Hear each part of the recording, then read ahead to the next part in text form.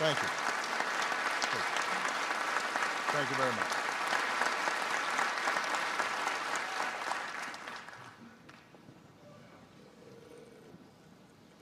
Mr. President and Mrs. Bush, my friend, the Vice President, and Dr. Biden, Mayor Rawlings, Chief Spiller, clergy, members of Congress, Chief Brown. I'm so glad I met Michelle first because she loves Stevie Wonder.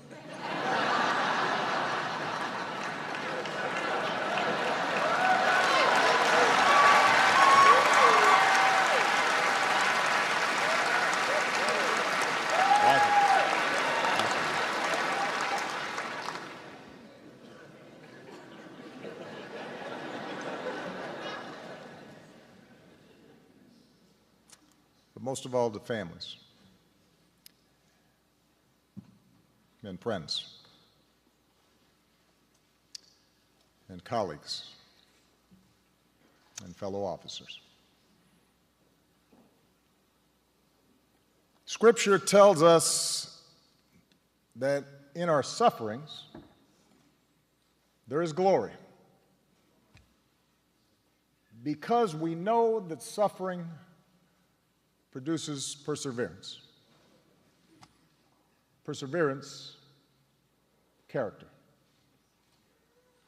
And character, hope. Sometimes the truths of these words are hard to see. Right now, those words test us, because the people of Dallas, people across the country, are suffering. We're here to honor the memory and mourn the loss of 5 fellow Americans, to grieve with their loved ones, to support this community, to pray for the wounded, and to try and find some meaning amidst our sorrow. For the men and women who protect and serve the people of Dallas, last Thursday began like any other day. Like most Americans, each day you get up, probably have too quick a breakfast, kiss your family goodbye, and you head to work. But your work and the work of police officers across the country is like no other. For the moment you put on that uniform, you have answered a call that at any moment, even in the briefest interaction, may put your life in harm's way. Lauren Aarons, he answered that call. So did his wife, Katrina. Not only because she was the spouse of a police officer, but because she's a detective on the force. They have 2 kids, and Lauren took them fishing and used to proudly go to their school in uniform. And the night before he died, he bought dinner for a homeless man. And the next night, Katrina had to tell their children that their dad was gone. And they don't get it yet, their grandma said. They don't know what to do quite yet.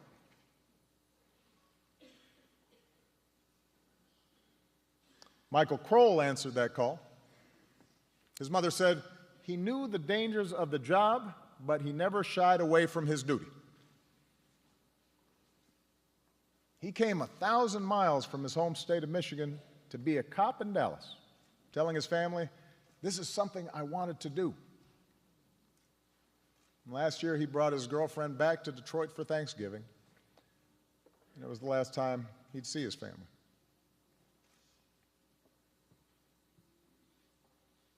Michael Smith answered that call. In the Army, and over almost 30 years working for the Dallas Police Association, which gave him the appropriately named Cops Cop Award. A man of deep faith. When he was off duty, he could be found at church or playing softball with his two girls. Today, his girls have lost their dad, for God has called Michael home.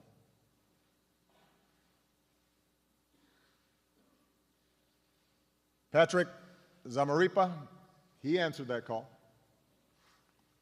Just 32, a former altar boy who served in the Navy and dreamed of being a cop. He liked to post videos of himself and his kids on social media.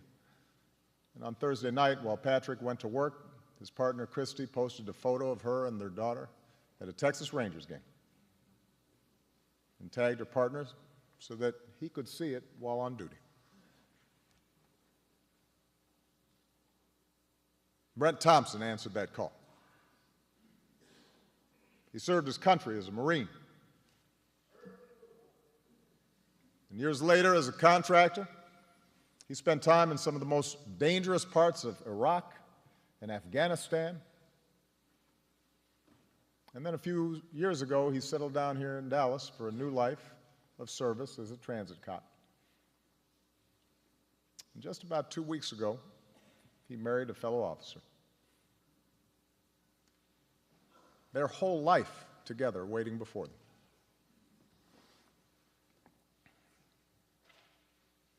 Like police officers across the country, these men and their families shared a commitment to something larger than themselves. They weren't looking for their names to be up in lights. They'd tell you the pay was decent, but wouldn't make you rich.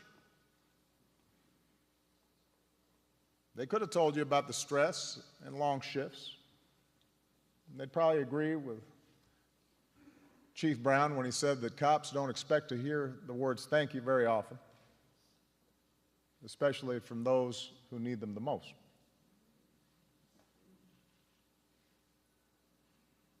No, the reward comes in knowing that our entire way of life in America depends on the rule of law. That the maintenance of that law is a hard and daily labor. That in this country we don't have soldiers in the streets or militias setting the rules. Instead, we have public servants, police officers, like the men who were taken away from us. And that's what these 5 were doing last Thursday. When they were assigned to protect and keep orderly a peaceful protest in response to the killing of Alton Sterling of Baton Rouge and Philando Castile of Minnesota. They were upholding the constitutional rights of this country. For a while, the protests went on without incident. And despite the fact that police conduct was the subject of the protest, despite the fact that there must have been signs or slogans or chants with which they profoundly disagreed, these men and this department did their jobs like the professionals that they were. In fact, the police had been part of the protest planning.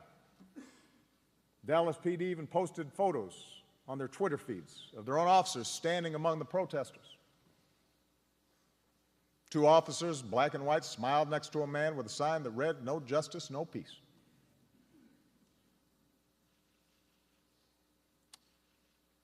And then around 9 o'clock, the gunfire came. Another community torn apart, more hearts broken, more questions about what caused and what might prevent another such tragedy.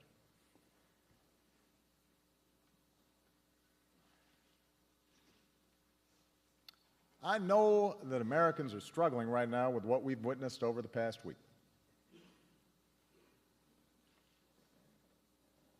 First, the shootings in Minnesota and Baton Rouge, the protests, then the targeting of police by the shooter here. An act not just of demented violence, but of racial hatred. All of it's left us wounded and angry and hurt. It's as if the deepest fault lines of our democracy have suddenly been exposed, perhaps even widened. And although we know that such divisions are not new, though they've surely been worse in even the recent past, that offers us little comfort. Faced with this violence, we wonder if the divides of race in America can ever be bridged.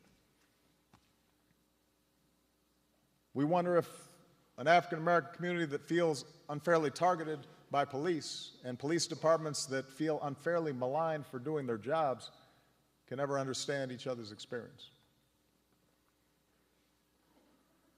We turn on the TV or surf the internet and we can watch positions harden and lines drawn, and people retreat to their respective corners. And politicians calculate how to grab attention or avoid the fallout. We see all this, and it's hard not to think sometimes that the center won't hold and that things might get worse. I understand. I understand how Americans are feeling. But Dallas, I'm here to say we must reject such despair. I'm here to insist that we are not as divided as we seem.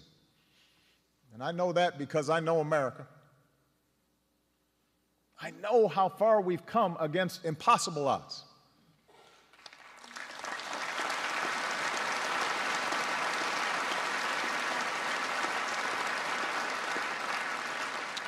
I know we'll make it because of what I've experienced in my own life, what I've seen of this country and its people, their goodness and decency as President of the United States. And I know it because of what we've seen here in Dallas, how all of you, out of great suffering, have shown us the meaning of perseverance and character and hope.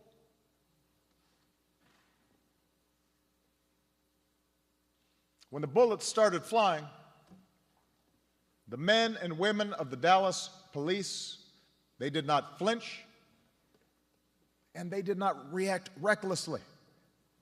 They showed incredible restraint. Helped in some cases by protesters, they evacuated the injured, isolated the shooter, saved more lives than we will ever know.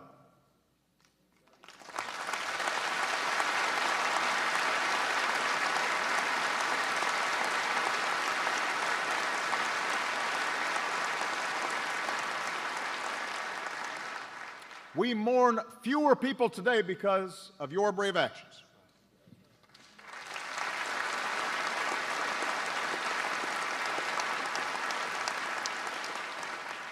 Everyone was helping each other, one witness said.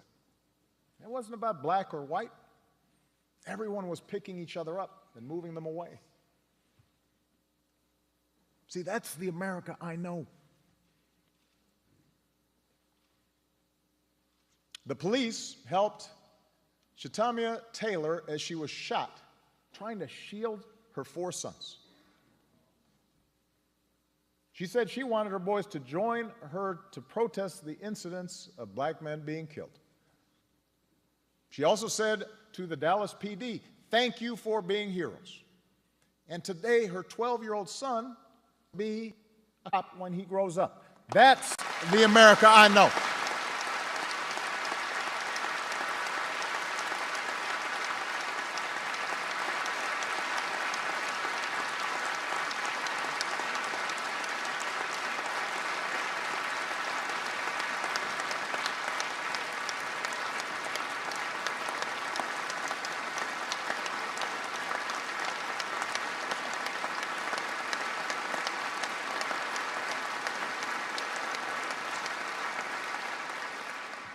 In the aftermath of the shooting, we've seen Mayor Rawlings and Chief Brown, a white man and a black man with different backgrounds, working not just to restore order and support a shaken city, a shaken department, but working together to unify a city with strength and grace and wisdom. And in the process, we've been reminded that the Dallas Police Department has been at the forefront of improving relations between police and the community. The murder rate here has fallen. Complaints of excessive force have been cut by 64%. The Dallas Police Department has been doing it the right way.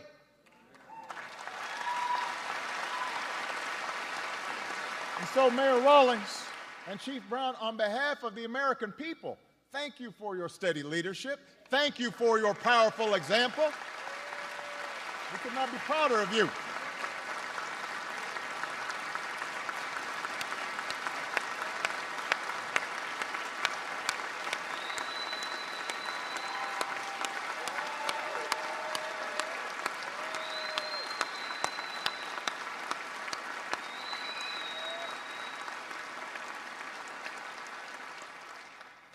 These men, this department, this is the America I know. And today in this audience, I see people who have protested on behalf of criminal justice reform, grieving alongside police officers. I see people who mourn for the 5 officers we lost, but also weep for the families of Alton Sterling and Philando Castile. In this audience, I see what's possible. I see what's possible when we recognize that we are one American family, all deserving of equal treatment, all deserving equal respect, all children of God. That's the America I know.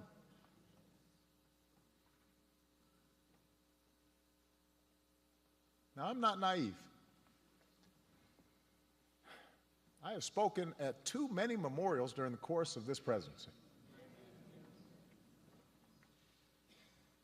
I've hugged too many families who've lost a loved one to senseless violence. And I've seen how a spirit of unity born of tragedy can gradually dissipate, overtaken by the return to business as usual, by inertia and old habits and expediency. I see how easily we slip back into our old notions because they're comfortable, we're used to them. I've seen how inadequate words can be in bringing about lasting change. I've seen how inadequate my own words have been. And so I'm reminded of a passage in John's Gospel. Let us love not with words or speech, but with actions and in truth. If we're to sustain the unity we need to get through these difficult times, if we are to honor these 5 outstanding officers, who we lost, then we will need to act on the truths that we know. And that's not easy. It makes us uncomfortable. But we're going to have to be honest with each other and ourselves. We know that the overwhelming majority of police officers do an incredibly hard and dangerous job fairly and professionally. They are deserving of our respect and not our scorn.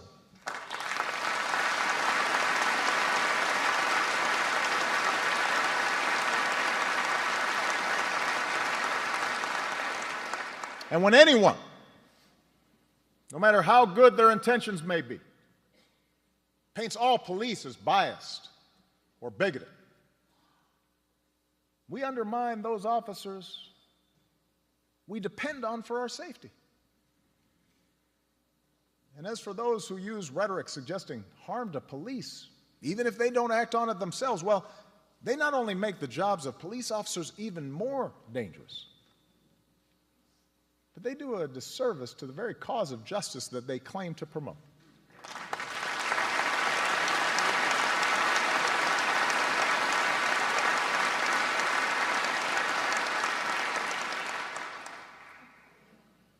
We also know that centuries of racial discrimination,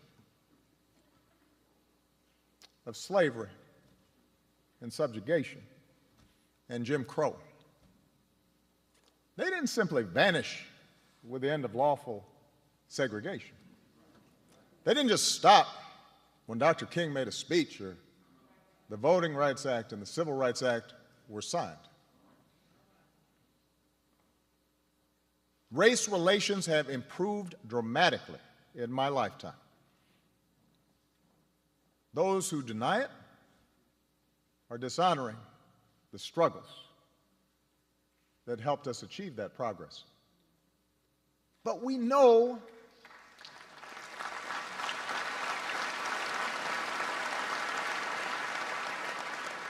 but America, we know that bias remains. We know it. Whether you are black or white or Hispanic or Asian or Native American or of Middle Eastern descent, we have all seen this bigotry in our own lives at some point. We've heard it at times in our own homes. If we're honest, perhaps we've heard prejudice in our own heads and felt it in our own hearts. We know that. And while some suffer far more under racism's burden, some feel to a far greater extent discrimination's sting. Although most of us do our best to guard against it and teach our children better, none of us is entirely innocent. No institution is entirely immune. And that includes our police departments. We know this. And so when African Americans from all walks of life, from different communities across the country, voice a growing despair over what they perceive to be unequal treatment, when study after study shows that whites and people of color experience the criminal justice system differently, so that if you're black, you're more likely to be pulled over or searched or arrested, more likely to get longer sentences, more likely to get the death penalty for the same crime. When mothers and fathers raise their kids right and have the talk about how to respond if stopped by a police officer, yes, sir, no, sir, but still fear that something terrible may happen when their child walks out the door, still fear that kids being stupid and not quite doing things right might end in tragedy. When all this takes place more than 50 years after the passage of the Civil Rights Act, we cannot simply turn away and dismiss those in peaceful protest as troublemakers or paranoid.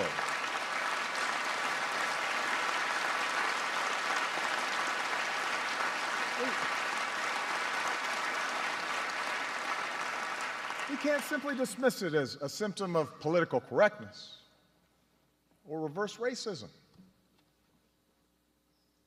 To have your experience denied like that, dismissed by those in authority, dismissed perhaps even by your white friends and coworkers and fellow church members, again and again and again, it hurts. Surely we can see that, all of us.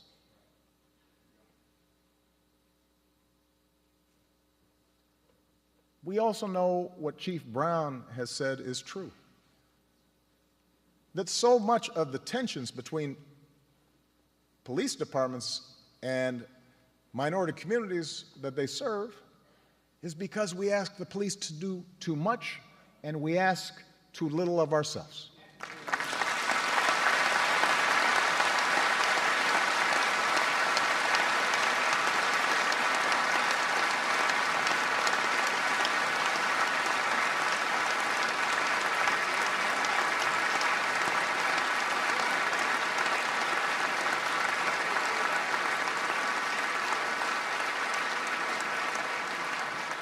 As a society, we choose to underinvest in decent schools.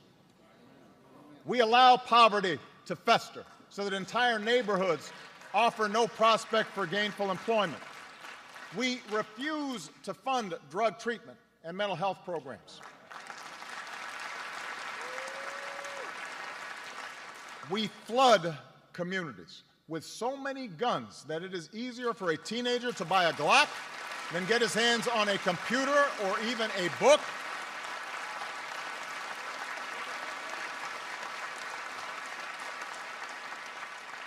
And then we tell the police, you're a social worker, you're the parent, you're the teacher, you're the drug counselor. We tell them to keep those neighborhoods in check at all costs and do so without causing any political blowback or inconvenience. Don't make a mistake that might disturb our own peace of mind. And then we feign surprise when periodically the tensions boil over.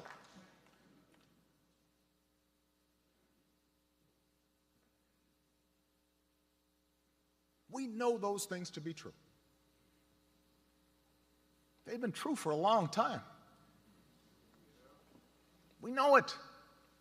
Police, you know it. Protesters, you know it. You know how dangerous some of the communities where these police officers serve are. And you pretend as if there's no context. These things we know to be true. And if we cannot even talk about these things, if we cannot talk honestly and openly, not just in the comfort of our own circles, but with those who look different than us or bring a different perspective, then we will never break this dangerous cycle.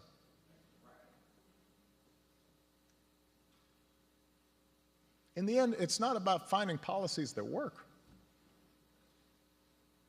It's about forging consensus and fighting cynicism and finding the will to make change.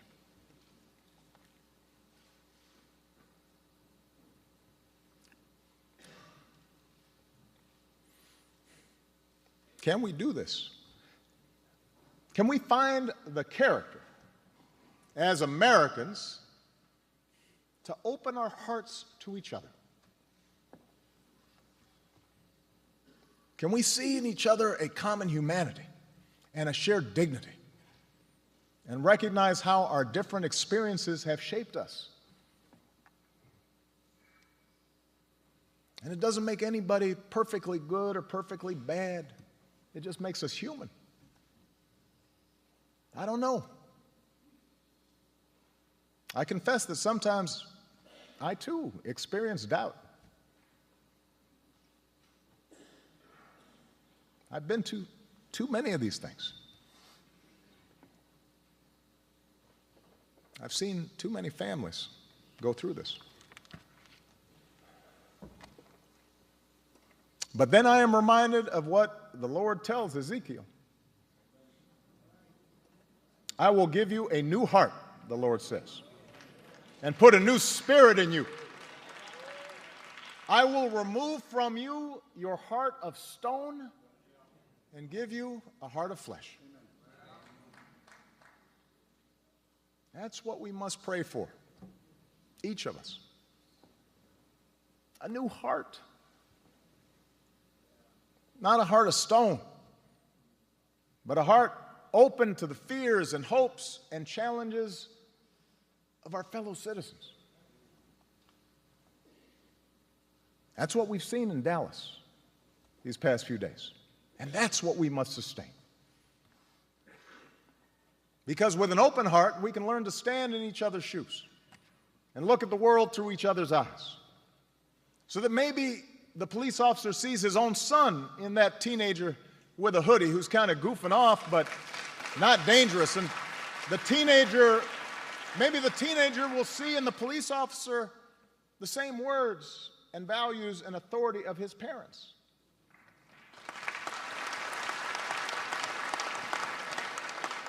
With an open heart, we can abandon the overheated rhetoric and the oversimplification that reduces whole categories of our fellow Americans, not just to opponents, but to enemies. With an open heart, those protesting for change will guard against reckless language going forward. Look at the model set by the 5 officers we mourn today. Acknowledge the progress brought about by the sincere efforts of police departments like this one in Dallas. And embark on the hard but necessary work of negotiation, the pursuit of reconciliation. With an open heart, police departments will acknowledge that just like the rest of us, they're not perfect.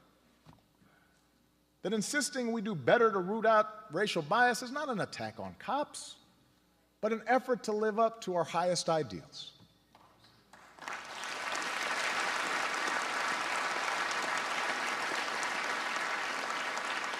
And I understand these protests, I see them, they can be messy. Sometimes they can be hijacked by an irresponsible few. Police can get hurt. Protesters can get hurt. They can be frustrated. But even those who dislike the phrase Black Lives Matter, surely we should be able to hear the pain of Alton Sterling's family. We should, when we hear a friend describe him by saying that whatever he cooked enough for everybody, that should sound familiar to us, that maybe he wasn't so different than us, so that we can, yes, insist that his life matters. Just as we should hear the students and co-workers describe their affection for Philando Castile as a gentle soul, Mr. Rogers with deadlocks, they called him, and know that his life mattered to a whole lot of people of all races, of all ages, and that we have to do what we can without putting officers' lives at risk, but do better to prevent another life like his from being lost. With an open heart, we can worry less about which side has been wronged and worry more about joining sides to do right.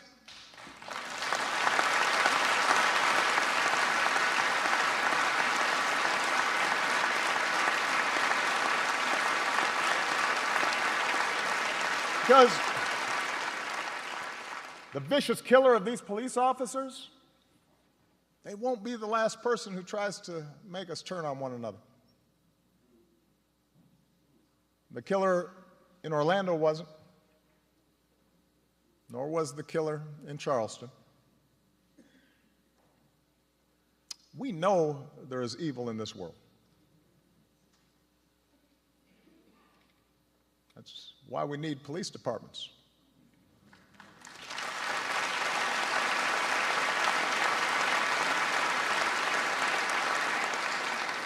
But as Americans, we can decide that people like this killer will ultimately fail. They will not drive us apart. We can decide to come together and make our country reflect the good inside us, the hopes and simple dreams we share.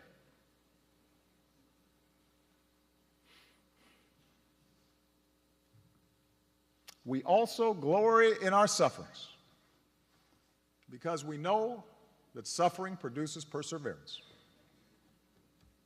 Perseverance, character, and character, hope. For all of us, life presents challenges and suffering. Accidents, illnesses, the loss of loved ones. There are times when we are overwhelmed by sudden calamity, natural or man-made. All of us, we make mistakes. And at times we are lost. And as we get older, we learn we don't always have control of things. Not even a president does. But we do have control over how we respond to the world. We do have control over how we treat one another. America does not ask us to be perfect.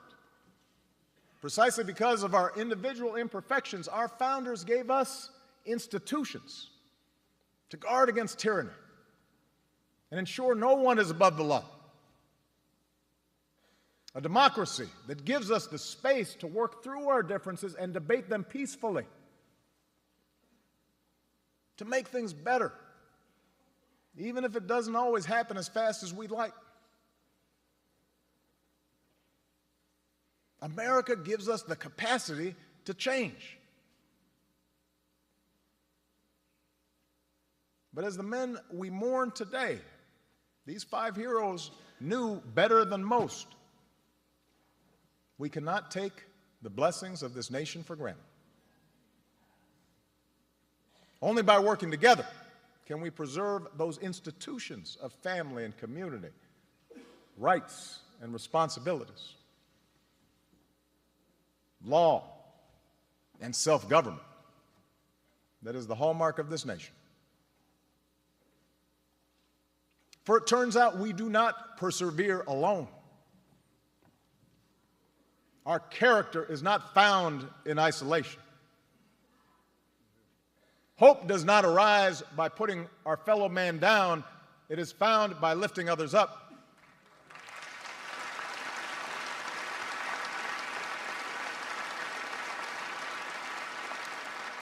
And that's what I take away from the lives of these outstanding men. The pain we feel may not soon pass, but my faith tells me that they did not die in vain. I believe our sorrow can make us a better country. I believe our righteous anger can be transformed into more justice and more peace.